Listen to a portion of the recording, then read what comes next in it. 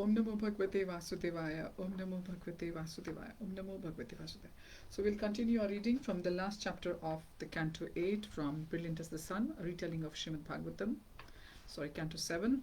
And the chapter number is chapter 15, Instructions for Civilized Humanity. Mukham Kroti Vachalam, Pangum Langhayate Girim, Yat Kripatamam Vande Shigrum Dintarinam Paramanandamadham, Sri Chaitanyeshwaram, Hariyam Tatsat. So we'll continue from where we left yesterday. So Yudhishthir Maharaj was getting his questions answered from Narad about the instructions for the civilized humanity.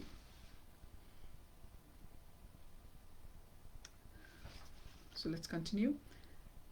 Narad felt quite absorbed in thought. He knew that the misconceptions Yudhishthir spoke were widely held. Sighing, he added, similarly, rigid adherence to Varnashram does not guarantee spiritual advancement. These duties bring success in material life, not in spiritual realization. They are only spiritually helpful when the performer engages in Krishna's devotional service. Yudhishthir said, is it possible to attain perfection by the process of Ashtanga Yoga? Yes, but one must leave the family and live in a solitary place, free from any worldly association. Otherwise, the Ashtanga Yogi cannot overcome all traces of material desire. Living as the sannyasi, he should keep his body and soul together by begging just enough to acquire the bare necessities of life.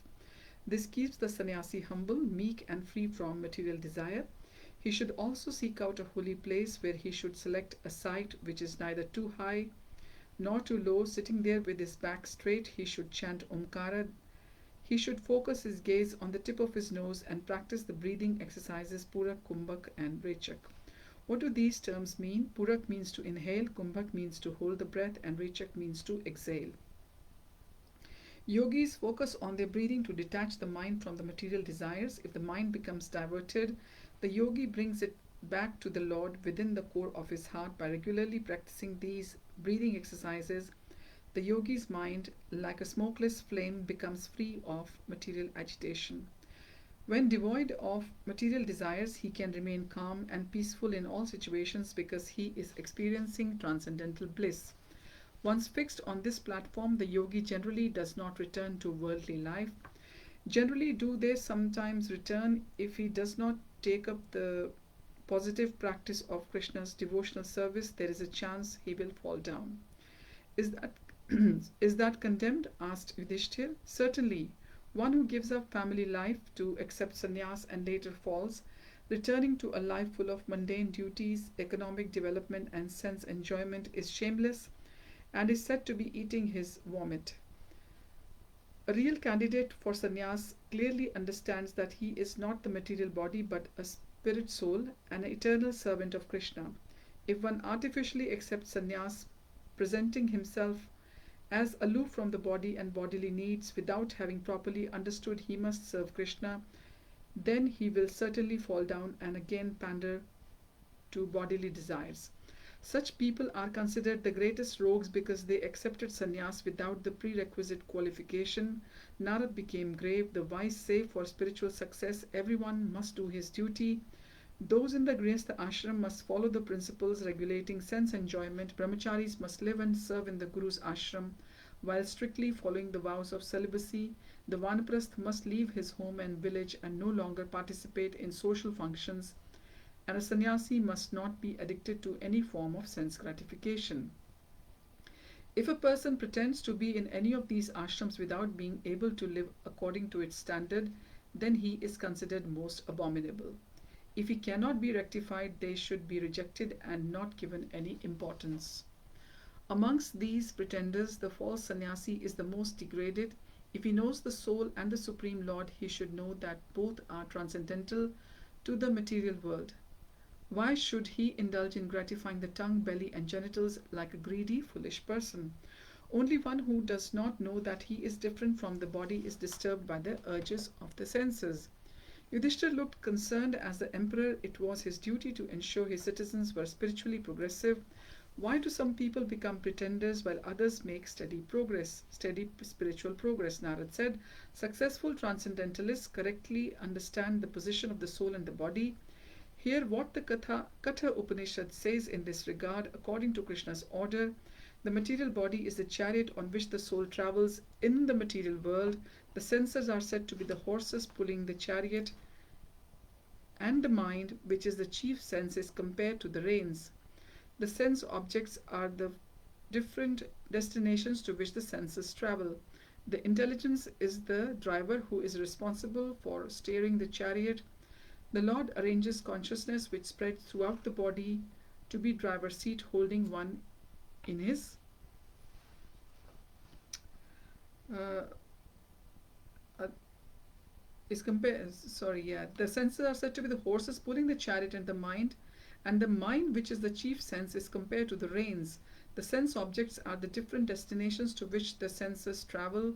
The intelligence is the driver who is responsible for steering the chariot.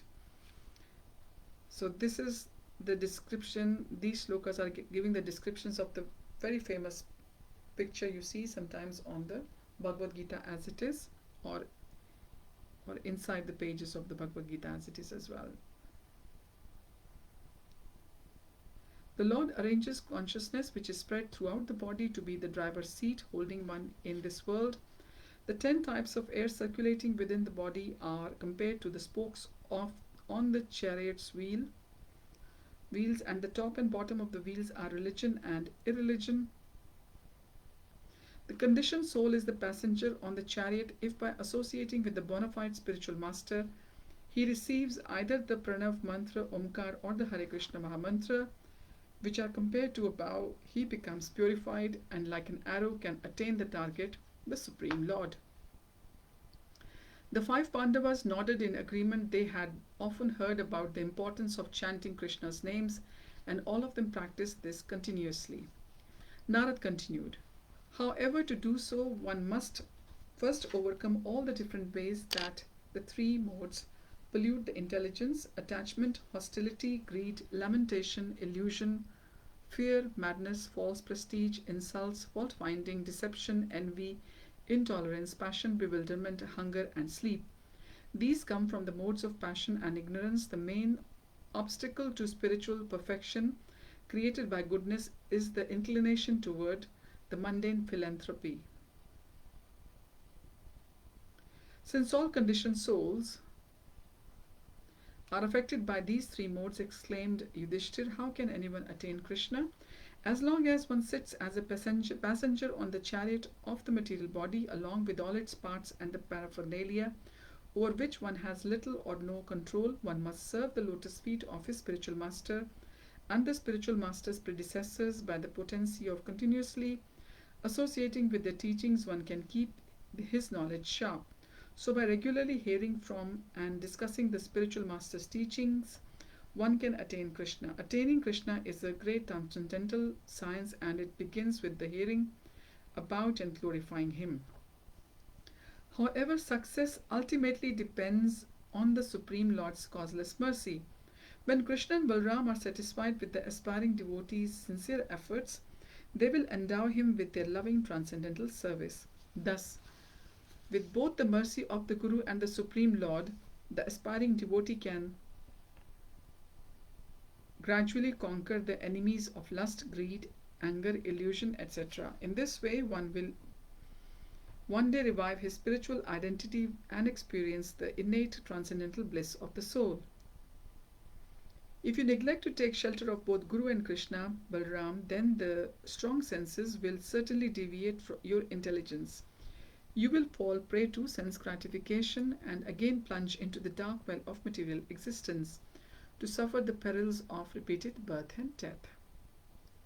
Some of the kings present became restless and began muttering to each other. Yudhishthir could guess what had agitated them. He turned to Narad and said, my dear sage, what is wrong with desiring sense gratification? It is not forbidden by the scriptures but actually prescribed. That is true, my dear Yudhishthir. The Vedas prescribe 2 paths known as pravritti and nivritti.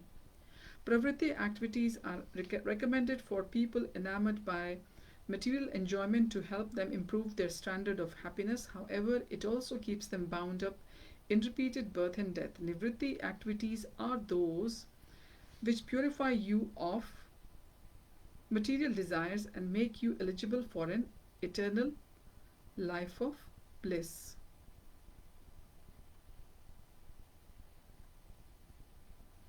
Why do the Vedas recommend pravritti activities if they keep you entangled? Because some people want material enjoyment above all else. Better they pursue their desires in a regulated, pious way than an unregulated, sinful fashion. That will make it easier for them to one day pursue nivritti activities. Please clearly explain these two paths. The following rituals constitute the pravritti path: Agnihotra Yajna and the Darsha Yajna. Purnamsa Yajna, Chaturmasya Yajna, Pashu Yajna, and Soma Yajna. These involve killing animals and sacrificing valuables like food grain into the fire. They are meant to fulfill worldly desires, but they also increase one's attachment and anxieties. Sacrifices to Veshwa Deva and ceremonies to Baliharana are also part of the pravritti path, as are the recommendation to build temples for the gods, resting houses and gardens for travelers, dig wells, establish free food distribution, and other public welfare activities. How do the sacrifices work? My dear king, Yudhishthir, when food grains like barley and sesame are offered to the sacrificial fire with the oblations of ghee, the smoke emitted forms one's next body in the higher planets. With each successive sacrifice, one secures a place in higher and higher planets up to the moon planet. Yudhishthir said, I can see how attaining such celestial regions would increase our attachments. But you also said these sacrifices increase anxieties. How? Ah, yes, said Narad. Let me explain.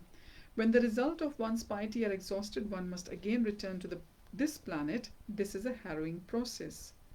The soul returns to earth as raindrops to become either a herb, creeper, vegetable, or one of the many types of food grain. These are then eaten by different living beings, turned into semen and injected into the female bodies. Because they descended from the higher planets, they take birth to good families, especially of those of Brahmins. If the living beings desire elevation to the higher planets, this process takes place again and again. I can certainly see how the whole course of the returning to this planet is filled with anxiety, said Yudhishthir. Please tell us about the practices of Nivritti path.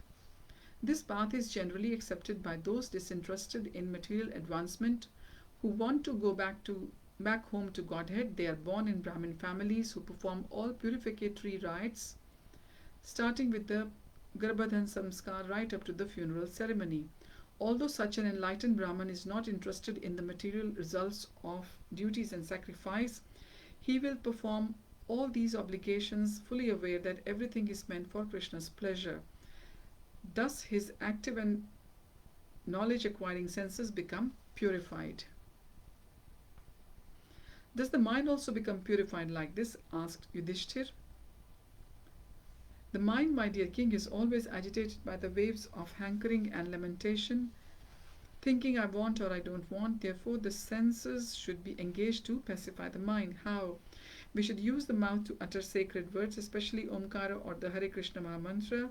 The aspiring transcendentalist should practice chanting with his mind fixed on Bindu until the chanting becomes his very life. Thus the soul will be purified of illusion and return to the Supreme Lord. This is the process of sacrifice for the aspiring transcendentalist. Great sage, kindly explain what you mean by fixing the mind on Bindu. Bindu, as you know, literally means a point or a dot or even a drop. However, a yogic parlance refers to the point from which all creation begins and is ultimately unified. Or in other words, Krishna. So the only way to control the mind is by always keeping in touch with Krishna, either by chanting Omkar or his holy names. Yes, Ashtanga yogis chant Omkar, enabling them to ascend through the higher planetary systems, meeting many different universal gods. Which gods do they meet? Those governing fire, the sun, daytime, dusk, the bright fortnight, the full moon, and the sun's journey in the northern hemisphere. Leaving them all behind, the yogi eventually arrives on Lord Brahma's planet, where he enjoys life for millions of years. After that, he gives up all bodily identification and enters the subtle designation, and after into the causal designation from where he can witness all previous states. Yudhishthir's brow furrowed in thought as he considered that what Narad meant by subtle designation. causal designation, and previous states. He concluded these terms referred to the Mahatattva, the subtle state of material existence, Pradhan, the causal state of existence, and all one's many previous lives in the cycle of birth and death. His attention returned to Narad, who said, finally, the perfected yogi enters the pure transcendental states of Brahman, wherein he can perceive the supersoul. This path is known as Devayan. It is traversed by those yogis who know Krishna is the supreme absolute truth and no longer have any material desires. Successfully traversing this path, they do not take birth again in the material world. The embodied soul can rise above all illusions by cultivating a proper scriptural understanding of the paths of Pitriyan, which leads to the higher planes, and Devayan, which leads to liberation. Yudhishthir said, these two paths must bear many similarities as they both require adherence to duty. Yes, they can seem similar to the unenlightened. Then how can a devotee who wishes to attain Krishna distinguish between them? The only way is to be carefully guided by the self-realized spiritual master who already has an established relationship with Krishna. Yudhishthir said, not everyone is fortunate enough to have regular personal guidance from such a teacher.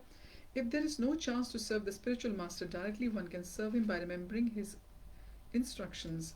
There is no difference between the spiritual master's instructions and himself.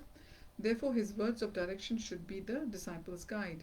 Yudhishthir smiled appreciatively. This is very helpful to know. Thank you. Yet I notice that people's memories are deteriorating with time. What should those who find it hard to memorize a spiritual master's teachings do? Narad replied, the great self-realized souls are aware of this problem. That is why sage Vyasadeva has written down all the Vedas. Other great teachers will also write their instructions in books in the future. The point is to attain liberation. A self-realized soul must guide us. If such a person is not physically present and you cannot memorize his teachings, then study their books, and there is every chance that you will succeed, especially if you discuss his books with other sincere aspiring transcendentalists. How can we tell if we properly understand and apply his teachings? Asked Yudhishthir.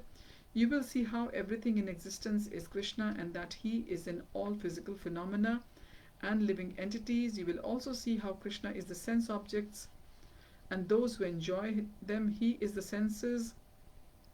The words we speak about the world, the ignorance that pulls us is illusion, and the transcendental knowledge that enlightens us. Krishna is everything. Lord Narayan previously explained this to Brahma. You mean those who see anything other than Krishna are in illusion? Said Yudhishthir. Yes, I have heard a variation of this form from other sages. They say Brahma Satyam Jagan Mithya, that only the supreme impersonal Brahman is real and everything else is temporary transformation of Brahman and therefore unreal. Yes, I have also heard these philosophers. They give the example of mistaking a rope to be a snake. Similarly, they claim everything is impersonal Brahman, but we mistakenly take it as a plurality of individuals and objects. Yes, that's what they say. Another of their example is sunshine reflected in a mirror. Oh, what is that? Asked Narad. They say only a child would think that a mirror reflecting sunshine is an independent light source like the sun. Similarly, they say only fools imagine that the varieties and individuality we see in the world are real. The truth is that only impersonal Brahman exists. I have never paid them any heed, but now you are saying something very similar. I have become confused. Consider this. Although the light reflected in the mirror is not real, a real sun is the light source. Similarly, variety and individuality are not false, but a reflection of the reality in the spiritual world. What about the example of the rope and the snake? Asked Yudhishthir. Narad laughed. When you mistake a rope to be a snake, that does not mean snakes are false. You must have some experience with snakes to confuse the rope as a snake. Similarly, variety, plurality, and individuality all exist in the spiritual world, my dear king. Only a child would be fooled by their speculative arguments to think otherwise. Unfortunately, there are many such speculations. The proper understanding is given in the Upanishads as follows: Parasya Shaktir Vividhaiva Shruyate. Kindly explain this verse, said Yudhishthir. It means that Krishna has many eternal energies. These manifest the varieties in the material world. A person and his energy are in one sense the same and in another not.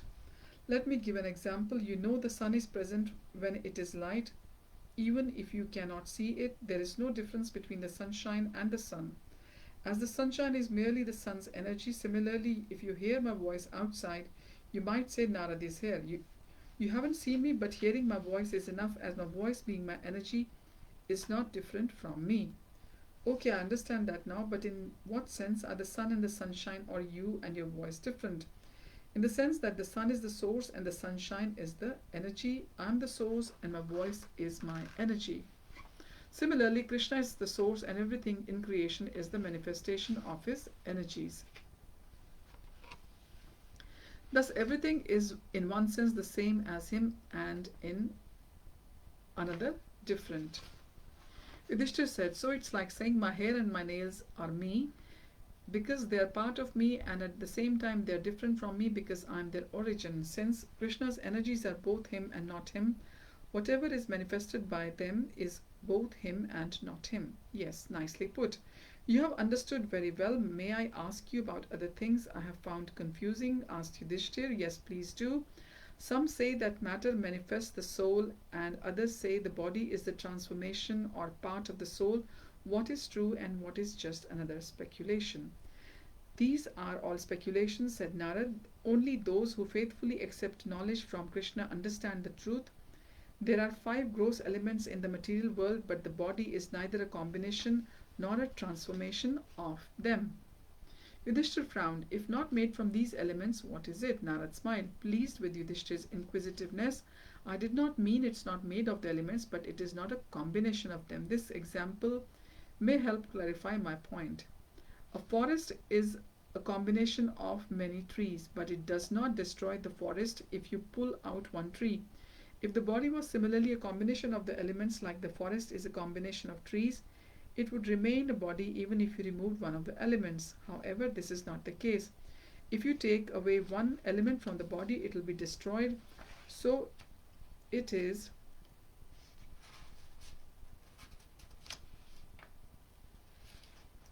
not exactly a combination of the elements, neither is the body is a transformation of them, as they all exist distinctly within the body in their original form.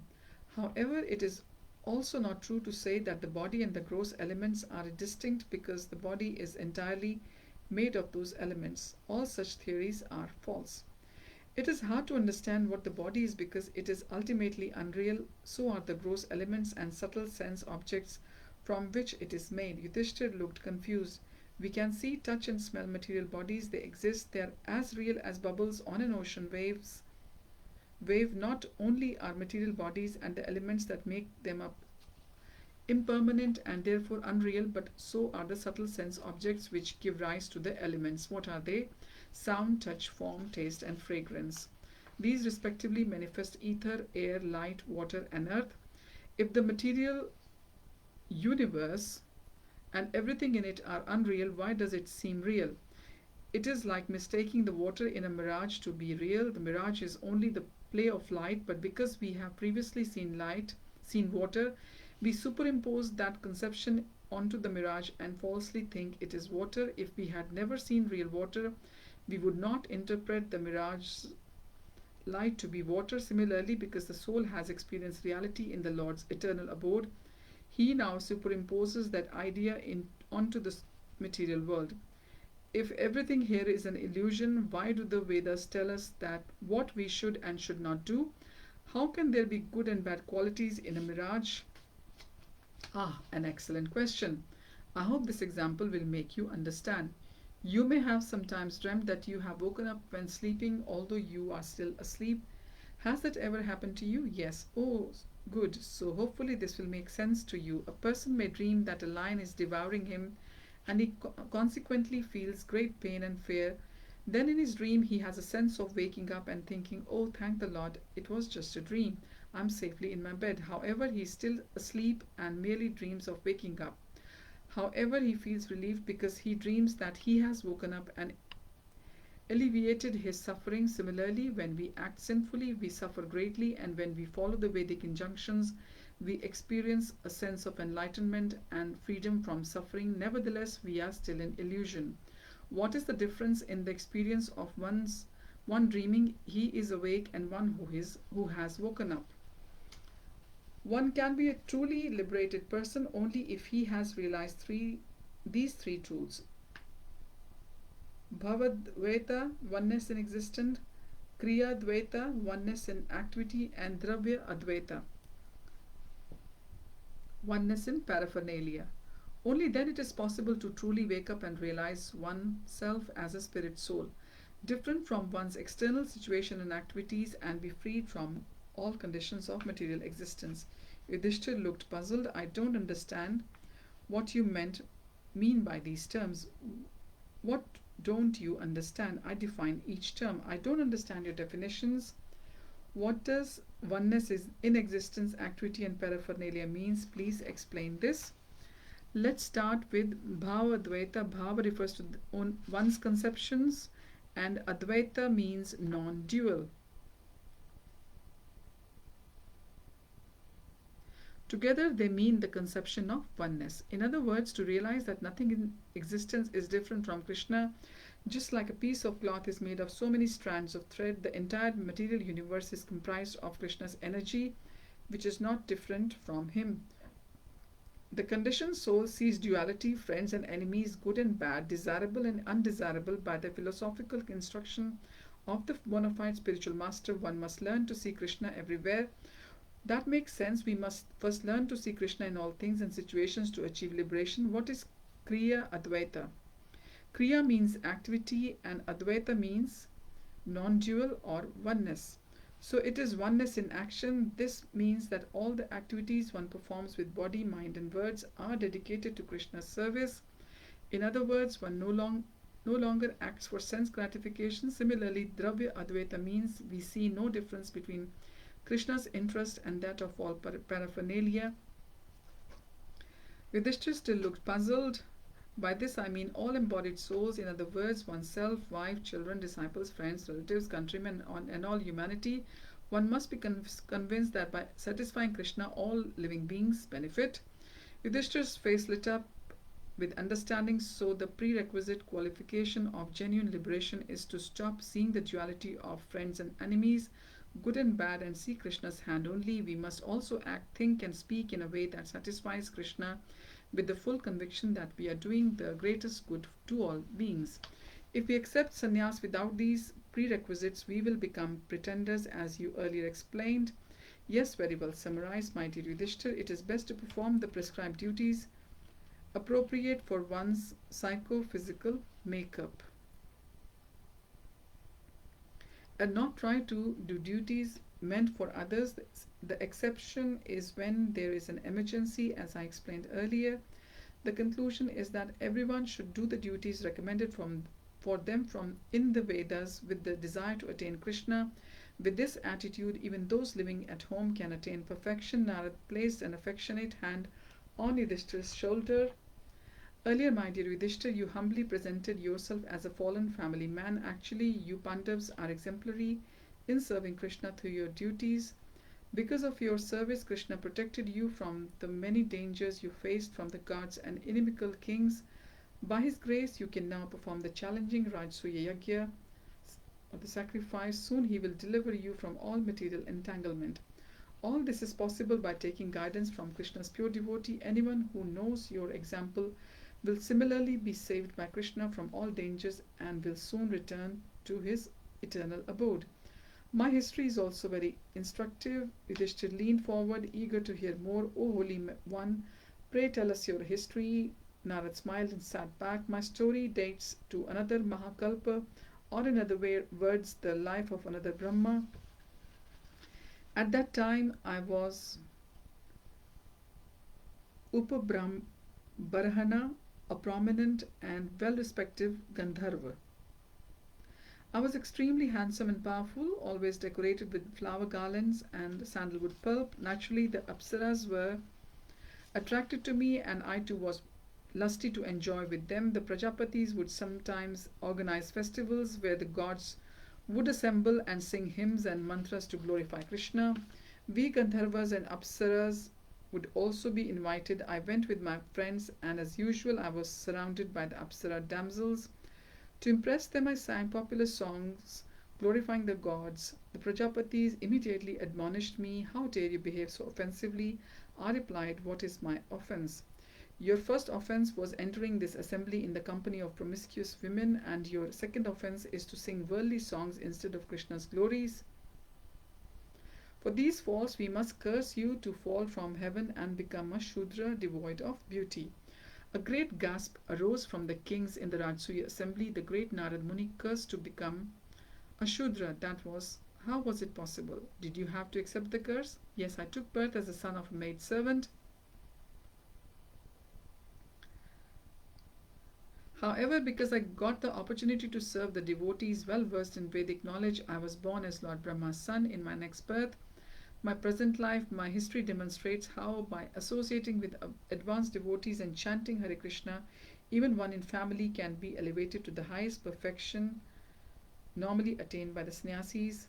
Yudhishthir placed his palms together and bowed his head. You are most fortunate who can properly appreciate the greatness of devotees like yourself and the most revered Prahlad. Narad also joined his palms and bowed his head. My dear King Yudhishthir, you five brothers are the most fortunate and exalted souls. Many great sages from all over the universe constantly visit your palace. They are all spiritually elevated, so much so that they can purify the entire universe, yet they all come to your home because the Supreme Lord Krishna lives with you like one of your brothers. All eyes turned to Krishna, who sat between Arjuna and Nakul. Tears streamed from Narad's eyes, and his voice choked with emotion. Great sages meditate on him for many years in the hope of attaining liberation from material existence and tasting transcendental bliss. Yet, as your greatest well wisher, friend, cousin, and very life, he is always with you. He acts as your venerable guide and spiritual master. Is this not indeed wonderful? Not even the great controllers of the universe like Brahma and Shiva can understand this form. Yet you are always with him because of your dedicated service. Narad gazed at Krishna. O Lord, you are satisfied by those who give up all material talks and activities and serve you with body, mind, and words. I pray you are pleased with me. Krishna smiled at Narad and raised his right hand in blessing. Shukadev had been in a deep trance as he related this incident. As he returned to external consciousness, the rays of the morning sun illuminated the scene before him. Parikshit sat with tears running down his face. He said, pray tell me, what happened next? Your grandfather Yudhishthir, the most exalted of the Bharat dynasty, became ecstatic on hearing Narad's instructions. Infused with transcendental love and happiness, he began to worship Lord Krishna. Then Krishna and Yudhishthir worshipped Narad, after which Narad bade them farewell and departed. For a long time after, every time Yudhishthir saw his cousin Krishna, he would recall that Narad had said, he is the Supreme Lord. And he would again be struck with wonder. Hearing about his beloved grandfather Yudhishthir and the love between him and Krishna deeply moved Parikshit's heart. Wiping away his tears, he said with a small laugh, I too am struck with wonder. Shukadev smiled and then summed up the previous night's discourse. Why, now you know how the varieties of species, both moving and non-moving, including the gods, demons, and humans, were born from King Daksha's daughters. I have fully described the dynasties coming from each daughter. Suta paused in his recitation and sat silently for some moments, his eyes closed in meditation. Darkness had set in. The assembly was dimly lit by the sacrificial fires still burning nearby. Shaunak cleared his throat to catch Suta's attention. Dear Suta, O great sage, your narration was compelling. Maybe we can take a few moments to see if there are any questions. By all means. Hands went up in the audience, and Shaunak invited one of the sages to speak. Please tell us your questions, my dear Shruti Muni. Shruti Muni was an elderly Brahmin with a kindly face that bore the whether the appearance of one used to a rugged life of penance. He stood up and with folded palms said to Sutta, "Respected sir, how will the fallen people of Kali ever be able to abide by the rules of Varnashram?" At the beginning of a recitation, he told us how they would become increasingly quarrelsome, lazy, misguided, unlucky, and disturbed. Can such men follow the high principles you have just enunciated? Sutta thanked the sage for his questions. Yes, this is true, but I have also described the power of the holy name. This is the great hope for this age. Purified by chanting Krishna's names, even the wretched people of Kali can participate in Varnashrama. Shruti Muni thanked the sage, exclaiming, Haribol, and other sages raised their hands. Shaunak invited him to speak. Devarishi, please place your question. The ascetic stood to speak, his golden matted locks glowing in the late afternoon sunlight. Sir, wonderful indeed is the power of the holy name, but how will the people of Kali even take to its chanting? Will the Lord himself be required for this to happen? Was this what the great devotee Prahlad indicated? Tears sprang to Sutta's eyes. Some of the sages called out Haribol, Haribol, and a general furore rippled through the assembly. They all remembered Prahlad saying that although the Lord would appear in Kali Yuga, he would not assert his supreme position.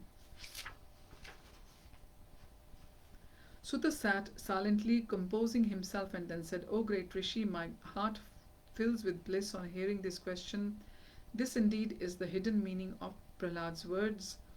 Acting as his devotee, the Lord comes in Kali to establish the chanting of his names.